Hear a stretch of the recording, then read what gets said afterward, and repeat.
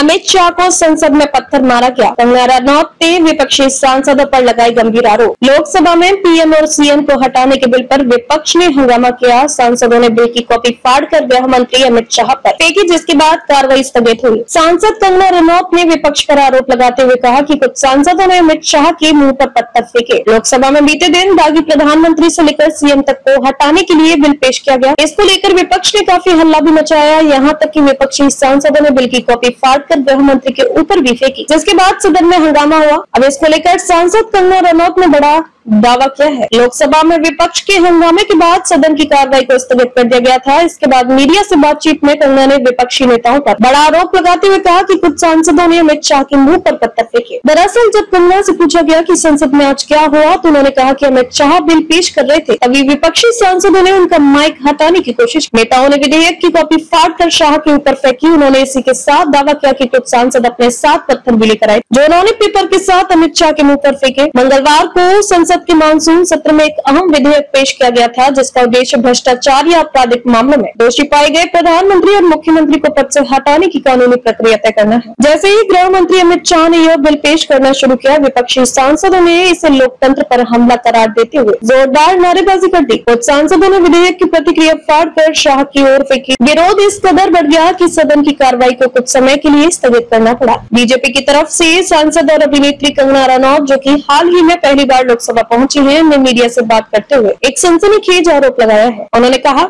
जब अमित शाह जी बिल पेश कर रहे थे, तभी कुछ विपक्षी सांसदों ने उनका माइक हटाने की कोशिश की। फिर वे बिल की कॉपियां फाड़कर उनके ऊपर फेंकने लगे। लेकिन सबसे चौंकाने वाली बात यह थी कि कुछ सांसद अपने